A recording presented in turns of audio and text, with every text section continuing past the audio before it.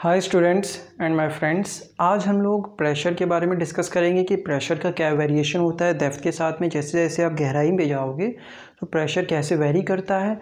उसके बाद हम लोग डिस्कस करेंगे वैक्यूम प्रेशर क्या होता है, एब्सोल्यूट प्रेशर क्या होता है, गेज प्रेशर क्या होता है, ठीक है। और फिर मैंने यहाँ पे जो है एक आपको डायग्राम दिखा रखा है जिसमें हमारे पास 3 वेसल है, हाइड्रोस्टैटिक पैराडॉक्स जिसको हम लोग कहते हैं। इसके बारे में डिस्कशन करेंगे, ठीक है। तो हमारा पहला टॉपिक जो है वो है pressure variation in a fluid at rest. जब आपका फ्लूइड रेस्ट पे होता है किसी भी बीकर में या कंटेनर में या कहीं पे भी, तो उसका प्रेशर उसमें कैसे वेरी करता है डेप्थ के साथ में। जैसे जैसे आप गहराई में जाओगे तो प्रेशर कैसे वेरी करता है, तो उस चीज़ को समझने के लिए हम लोग यहाँ पे एक फिगर बना लेते हैं। ये एक बीकर है मान लीजिए, और इस बीकर के अंदर फ्लूइड भरा हुआ है, ठीक है।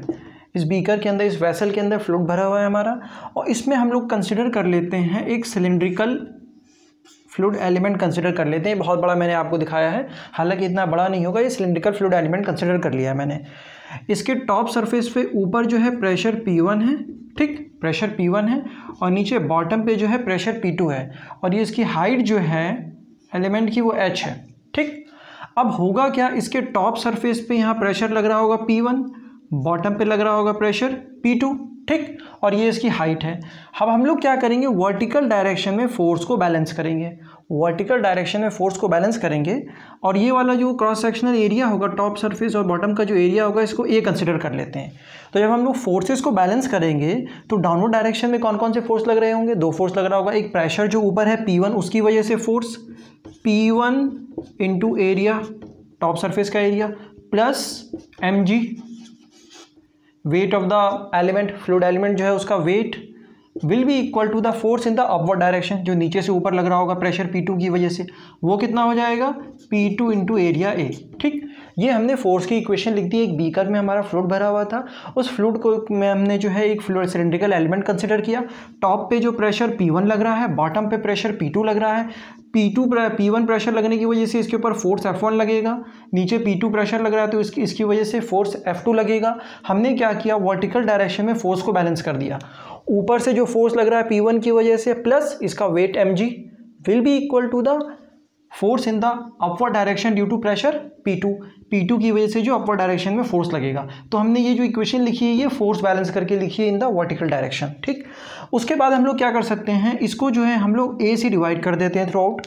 हम दोनों तरफ जो है A से डिवाइड कर देंगे तो क्या हो जाएगा, P1 plus mg upon A is equal to P2 हो जाएगा, ठीक। उसके बाद यहाँ पे हम लोग ऊपर नीचे अगर h से मल्टीप्लाई कर दें, ऊपर नीचे अगर हम लोग सिलिंड्रिकल जो हमारा फ्लूइड एलिमेंट है उससे h से मल्टीप्लाई कर दें, अगर ऊपर नीचे हम लोग h से मल्टीप्लाई कर देंगे तो क्या हो जाएगा, P1 plus mgh upon A into H is equal to P2। और हमको ये मालूम है ये A इंटू एच क्या होगा, this will be the volume of this fluid element, ये फ्लूइड एलिमेंट का वॉल्यूम हो जाएगा। तो हम लोग इसको V लिख सकते हैं, दिस विल बी V। और मास अपॉन वॉल्यूम क्या होता है, डेंसिटी। तो P1 plus mass upon volume को हम लोग रो से डिनोट कर सकते हैं, that is density into G into H is equal to P2। इसका मतलब क्या हुआ, ठीक है, इसका मतलब क्या हुआ, आपका जो प्रेशर P1 होगा या P2 कह लीजिए, जो आपका बॉटम पे प्रेशर होगा वो कितना आ गया हमारा, बॉटम पे जो प्रेशर होगा वो हमारा आ गया टॉप पे जो प्रेशर P1 है प्लस रो GH।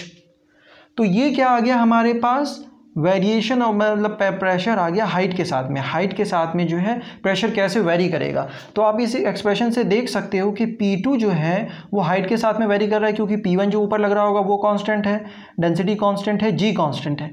ये सिर्फ और सिर्फ H पे डिपेंड कर रहा है। इसका मतलब जैसे जैसे H बढ़ेगा, जैसे जैसे H इंक्रीज करेगा P2 इंक्रीज करेगा, बॉटम पे जो प्रेशर लगेगा वो इंक्रीज करेगा। तो ये जो हमारे पास रिलेशन आया है P2 पे, जो P2 प्रेशर जो है, P2 प्रेशर हेयर क्या हमारे पास रिलेशन आया है, हमारे पास रिलेशन आया है P2, बॉटम पे जो प्रेशर है it is equal to P1 plus rho GH। क्या आया हमारे पास, P2 is equal to P1 plus rho GH। Bottom पे जो प्रेशर होगा इस फ्लूइड एलिमेंट के वो किसके बराबर है, वो बराबर है टॉप पे जो प्रेशर है प्लस रो GH के। मतलब वो H पे डिपेंड कर रहा है बस, क्योंकि P1 जो है टॉप पे प्रेशर कांस्टेंट है। मान लीजिए अगर ये सिलेंड्रिकल फ्लूइड एलिमेंट कोई या सरफेस ऊपर आ जाए फ्री सरफेस पे, तो एटमॉस्फेरिक प्रेशर हो जाएगा, वो कांस्टेंट हो जाएगा। आपका डेंसिटी ऑफ इस फ्लूइड का कांस्टेंट होगा, जो भी फ्लूइड है उसकी डेंसिटी कांस्टेंट है, G कांस्टेंट है। H पे डिपेंड करेगा कि इसका मतलब क्या हुआ कि जैसे जैसे आप नीचे जाओगे, जैसे जैसे फ्लूइड में नीचे आप जाओगे, क्या होगा, प्रेशर आपके ऊपर उतना ही ज़्यादा बढ़ता जाएगा। प्रेशर नीचे जैसे ही जाओगे डेप्थ में इंक्रीज करता जाएगा। तो ये एक्सप्रेशन हमको ये डिनोट कर रहा है कि जैसे ही लेंथ डेप्थ इंक्रीज करती है, जैसे ही इसकी हाइट इंक्रीज करती है, प्रेशर बढ़ता है। इसका मतलब यहाँ जो बॉटम पे अगर फ्लूइड एलिमेंट कोई लोगे आप, तो यहाँ पे प्रेशर ज़्यादा होगा, और जैसे ही जैसे ऊपर जाओगे प्रेशर घटता चला जाएगा। यहाँ से अगर आप नीचे जाओगे तो प्रेशर बढ़ेगा। तो P2 will be equal to P1 plus rho GH, और इसको हम लोग डिफरेंशियल फॉर्म में ऐसे भी लिख सकते हैं, dP/dH is equal to rho G। ठीक है, डिफरेंशियल फॉर्म में आप इस एक्सप्रेशन को ऐसे भी लिख सकते हो। हम लोग जब इस एक्सप्रेशन को इंटीग्रेट कर देंगे तो ये आ जाएगा। तो ये जो एक्सप्रेशन है rate of change of pressure, ठीक है, और gradient of pressure is equal to GH, ये जो है क्या आपका डिफरेंशियल फॉर्म में है। इसी को इंटीग्रेट कर दोगे तो ये आ जाएगा हमारे पास P2 is equal to P1 plus rho GH। तो ये हमारे पास प्रेशर का एक्सप्रेशन आ गया कि डेप्थ के साथ में कैसे प्रेशर वेरी करता है। ठीक है, तो ये हमको बस एक्सप्रेशन याद रखना है, P2 is equal to P1 plus rho GH। ठीक, उसके बाद ये चीज़ क्लियर हो गई। उसके बाद हमने ये डिस्कस कर लिया कि प्रेशर कैसे वेरी करता है हाइट के साथ में। उसके बाद हम लोग एक चीज़ समझते हैं यहाँ पे, जिसको हम लोग कहते हैं हाइड्रोस्टैटिक पैराडॉक्स। इसमें हमारे पास 3 वेसल हैं, वेसल A, B, C। तीनों वेसल का शेप अलग है, ये सिलिंड्रिकल है, ये कोनिकल है, ये इन्वर्टेड कोनिकल है।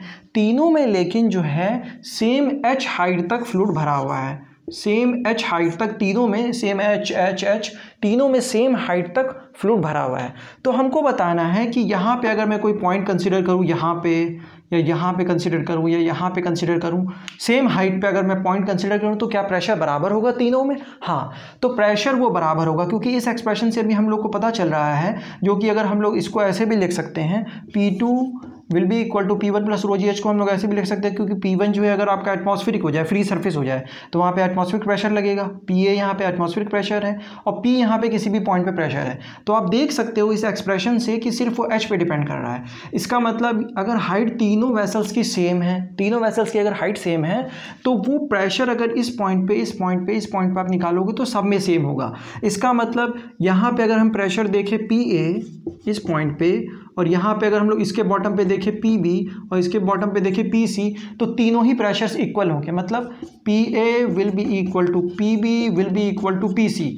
तो इसका मतलब ये पता चला हमको इस डायग्राम से, इस कंसेप्ट ये क्लियर हुआ हमारा कि प्रेशर जो है आपका वो एक तो सेम हॉरिजॉन्टल लाइन में सेम होता है, दूसरा वो क्रॉस सेक्शनल एरिया पे डिपेंड नहीं करता है, वो सिर्फ और सिर्फ आपका H पे डिपेंड कर रहा है, हाइट पे। ठीक है, अगर मैं आपसे कहूँ कि मुझे यहाँ बताओ प्रेशर क्या होगा और यहाँ बताओ प्रेशर क्या होगा, यहाँ बताओ क्या प्रेशर होगा, तीनों की हाइट जो है वो सेम है, मान लीजिए x डेप्थ पे, तीनों x डेप्थ पे हैं, तो यहाँ पे जो प्रेशर होगा मान लीजिए वही, ये भी वहीं पे होगा, यहाँ पे भी वही होगा, सेम प्रेशर होगा तीनों ही पॉइंट्स पे, क्योंकि तीनों जो है फ्री सरफेस से सेम हाइट पे है। तीनों में जो फ्री सरफेस है उसकी हाइट सेम है। ठीक है, तो प्रेशर तीनों में सेम हो जाएगा अगर सेम फ्लूइड है तो। अगर इसमें कोई दूसरा फ्लूइड होता है या इसमें कोई दूसरा फ्लूइड होता है तो फिर केस डिफरेंट हो जाता। यहाँ पे तीनों वेसल में सेम हाइट तक फ्लूइड था और सेम फ्लूइड भरा हुआ था जिसकी डेंसिटी सेम थी।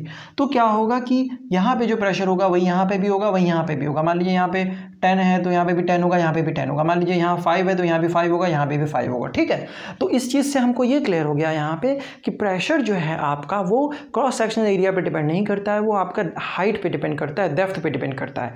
अगर सेम हॉरिजॉन्टल लाइन पे अगर हम प्रेशर देखें, सेम उस पर देखें, सेम जैसे यहाँ पे हॉरिजॉन्टल लाइन पे हम लोग प्रेशर देख रहे हैं, फ्री सरफेस से अगर सेम जो है डेप्थ है तो तीनों ही पॉइंट्स पे प्रेशर सेम है। ठीक है, ये कंसेप्ट क्लियर हो गया कि जैसे जैसे, एक तो पहला कंसेप्ट ये क्लियर हुआ कि जैसे ही हम लोग डेप्थ में जाते हैं, जैसे ही नीचे जाते हैं प्रेशर बढ़ता है। ठीक है, वो इस एक्सप्रेशन से क्लियर हो गया था। दूसरी चीज़ ये हो गई, इस डायग्राम से क्लियर हो रहा है कि अगर 3 डिफरेंट वेसल्स थे, तीनों में सेम फ्लूइड था, सेम हाइट तक था, तो तीनों के बॉटम पे जो है सेम प्रेशर होगा, तीनों के बॉटम पे जो है सेम प्रेशर होगा, वो क्रॉस सेक्शनल एरिया पे डिपेंड नहीं करेगा। ठीक है, उसके बाद दूसरी चीज़ मैं आपको बताऊंगा कि एटमॉस्फेरिक प्रेशर क्या होता है, कंप्लीट वैक्यूम, और आपका गेज प्रेशर क्या होता है। तो 3 चीज़ें मैं आपको बताऊंगा। देखिए, ये जो है आपका, ये जो लाइन डिनोट कर रही है, दिस लाइन ये हमको डिनोट कर रही है absolute zero pressure. Absolute zero pressure को ये डिनोट कर रही है। प्रेशर क्या है? वैक्यूम है, कंप्लीट वैक्यूम है, एब्सोल्यूट जीरो है ये लाइन वो, ठीक है। उसके बाद ये जो दूरी है, this is denoting us the atmospheric pressure. ये यहाँ से यहाँ तक कितना है, यहाँ से यहाँ तक जो है कंप्लीट वैक्यूम से हम लोग यहाँ से यहाँ तक जो डिनोट कर रहा है, ये क्या है आपका एटमॉस्फेरिक प्रेशर है, जिसको हम लोग पी ए से भी डिनोट करते हैं, ठीक, पी एटमॉस्फेरिक। अब हमको बताना है कि ए पॉइंट पे जो प्रेशर होगा उसको हम लोग कैसे डिनोट कर सकते हैं, कैसे लिख सकते हैं, और बी पॉइंट पे जो प्रेशर होगा उसको हम लोग कैसे लिख सकते हैं। ये जो आपका वर्टिकल एक्सिस है, वाई एक्सिस है, ये प्रेशर को डिनोट कर रहा है, ठीक। तो ये जो हमारा ए पॉइंट है, ए पॉइंट पे जो प्रेशर होगा, ठीक, अगर हम ए पॉइंट पे एब्सोल्यूट प्रेशर की बात करें, एक टर्म होता है हमारे पास एब्सोल्यूट प्रेशर, तो ए पॉइंट पे जो हमारे पास एब्सोल्यूट प्रेशर होगा वो हो जाएगा हमारे पास ए पॉइंट पे, this much is gauge pressure, ठीक, इसको हम लोग कहते हैं पी गेज, ठीक। तो एब्सोल्यूट प्रेशर जो होगा ए पॉइंट पे वो हो जाएगा P gauge pressure. Absolute pressure A point पे जो हो जाएगा हमारे पास P gauge plus P atmospheric, ठीक। तो ये जो है एटमॉस्फेरिक लाइन जो है, एटमॉस्फेरिक प्रेशर से जो ऊपर प्रेशर होता है वो उसको हम लोग गेज प्रेशर कहते हैं। और जब हम लोग रिप्रेजेंट करते हैं, हमारा जब ज़ीरो प्रेशर के रेफरेंस में जब हम लोग प्रेशर को डिनोट करते हैं, हमारे पास दो तरीके प्रेशर को रिप्रेजेंट करने के। एक तो है या तो हम लोग कंप्लीट वैक्यूम प्रेशर के रेफरेंस में डिनोट करें with respect to complete vacuum, या हम लोग एटमॉस्फेरिक प्रेशर के रेफरेंस में उसके रिस्पेक्ट में रिप्रेजेंट करें। तो जब हम लोग कंप्लीट वैक्यूम प्रेशर के रिस्पेक्ट में डिनोट करते हैं तब हम लोग उसको कहते हैं एब्सोल्यूट प्रेशर। जब हम लोग एटमॉस्फेरिक प्रेशर के रेफरेंस में उसके रिस्पेक्ट में हम लोग डिनोट करते हैं, बताते हैं प्रेशर को, तो उसको हम लोग गेज प्रेशर कहते हैं। तो आपको इस डायग्राम से क्लियर हो जा रहा होगा कि यहाँ पे जो एब्सोल्यूट प्रेशर होगा वो gauge pressure plus atmospheric pressure, इतना ही तो होगा भाई, क्योंकि इतना जो है आपका गेज प्रेशर है और यहाँ से यहाँ तक कितना है हमारा, this is atmospheric pressure, this is atmospheric pressure, यहाँ से यहाँ तक जो है आपका एटमॉस्फेरिक प्रेशर है ये, ठीक। तो ये atmospheric pressure plus gauge pressure यहाँ पे हमको ए पॉइंट पे एब्सोल्यूट प्रेशर दे देगा। तो यहाँ पे जो हमने प्रेशर डिनोट किया है वो with respect to absolute zero pressure और कंप्लीट वैक्यूम, ठीक। अब अगर मान लीजिए एटमॉस्फेरिक प्रेशर से प्रेशर कम है, ठीक है, तो इस चीज़ को हम लोग क्या कहते हैं, इस चीज़ को कहते हैं हम लोग वैक्यूम प्रेशर, इस चीज़ को कहते हैं हम लोग वैक्यूम प्रेशर, ठीक। और ये हो जाएगा हमारा गेज। तो अब हम लोग अगर हम लोग बी पॉइंट पे प्रेशर की बात करें कि बी पॉइंट पे प्रेशर क्या होगा, प्रेशर एट बी पॉइंट पे प्रेशर क्या होगा, तो आप देख सकते हो कि atmospheric pressure minus vacuum pressure, B point पे प्रेशर कितना हो जाएगा, पी एटमॉस्फेरिक प्रेशर माइनस ये वैक्यूम प्रेशर, पी वैक्यूम। तो बी पॉइंट पे जीरो रेफरेंस के वैक्यूम प्रेशर के रेफरेंस में अगर हम प्रेशर को डिनोट करेंगे तो उसको हम लोग कैसे निकाल सकते हैं, atmospheric pressure minus vacuum pressure. इस चीज़ को हम लोग फिर से समझ लेते हैं। देखिए कि हमको बी पॉइंट पे प्रेशर बताना था, मान लीजिए वैक्यूम प्रेशर आपको दिया हुआ है, किसी भी क्वेश्चन में कह रहा है कि इतना वैक्यूम प्रेशर है 10, मान लीजिए कोई भी एक न्यूमेरिकल वैल्यू है, कोई भी एक प्रेशर दिया हुआ है, ठीक। तो वो जो वैक्यूम प्रेशर वहाँ पे होगा, अगर हम उसको अभी वो जो वैक्यूम प्रेशर है यहाँ पे, ये है आपका एटमॉस्फेरिक प्रेशर के रेफरेंस में। यहाँ पे जो बी प्रेशर जो यहाँ पे वैक्यूम प्रेशर है, this is with respect to the atmospheric pressure, कि एटमॉस्फेरिक प्रेशर से इतना कम है वैक्यूम, इतना ज़्यादा है एटमॉस्फेरिक से, इतना वैक्यूम है। अब अगर हम कहें आपको कि आप जो है एब्सोल्यूट जीरो प्रेशर के रेफरेंस में बताइए, तो एब्सोल्यूट जीरो प्रेशर के रेफरेंस में, इसके रेफरेंस में क्या हो जाएगा, इसके रेफरेंस में हो जाएगा atmospheric pressure minus vacuum pressure. तो ये जो प्रेशर अब आएगा हमारे पास, दिस पी बी, ये हो जाएगा हमारा pressure with respect to complete vacuum, ठीक। तो हम ये जो प्रेशर था वैक्यूम प्रेशर यहाँ पे जो था, ये था with respect to atmospheric pressure. जैसे यहाँ पे मैंने आपको एब्सोल्यूट प्रेशर बताया था, वो बताया था आपको एब्सोल्यूट वैक्यूम के रिस्पेक्ट में, और यहाँ से जो गेज प्रेशर यहाँ डिनोट कर रहा था, ये क्या था, पी गेज जो था, ये था आपका एटमॉस्फेरिक प्रेशर के रिस्पेक्ट में। यहाँ पे जो वैक्यूम प्रेशर है वो होता है, ये होता है एब्सोल्यूट प्रेशर के रेफरेंस में, और एब्सोल्यूट प्रेशर जब यहाँ पे अगर हम बात करें पी पॉइंट पे कि कितना एब्सोल्यूट प्रेशर होगा, वो हो जाएगा आपका एब्सोल्यूट जीरो प्रेशर और कंप्लीट वैक्यूम, जिसको हम लोग कहते हैं। यहाँ पे मतलब कुछ भी नहीं है, कंप्लीट वैक्यूम है, ठीक है। तो इस चीज़ को फिर से समझ लेते हैं, इस दोनों एक्सप्रेशन में जो है थोड़ा सा डाउट रहता है। देखिए यहाँ पे क्या कह रहा है कि ये हमारा जो है, ये वाली लाइन जो है ये डिनोट कर रही है कंप्लीट वैक्यूम, कुछ भी नहीं है, एकदम जीरो प्रेशर है, ठीक। इसके रिस्पेक्ट में अगर हम लोग प्रेशर को डिनोट करेंगे तो वो क्या हो जाएगा हमारा, यहाँ से यहाँ तक कुछ atmospheric pressure plus gauge pressure. तो ए पॉइंट पे हमारा जो एब्सोल्यूट प्रेशर हो जाएगा वो gauge pressure plus atmospheric pressure हो जाएगा, अगर हम लोग एब्सोल्यूट प्रेशर के टर्म्स में डिनोट करेंगे तो, ठीक है, एब्सोल्यूट प्रेशर के टर्म्स में अगर हम लोग रिप्रेजेंट करेंगे तो, ठीक। तो वो कितना हो जाएगा, दिस प्लस दिस।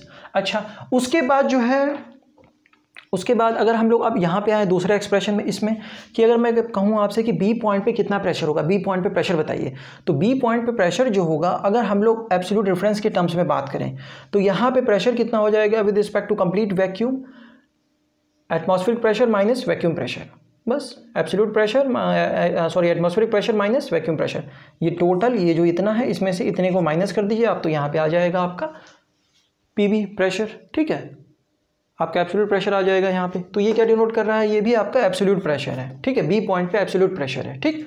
तो फिर से हम लोग इस चीज़ को समझ लेते हैं, इस चीज़ को मैं थोड़ा सा आपको एक बार रिपीट कर देता हूँ वरना इसमें थोड़ा सा डाउट रह जाता है।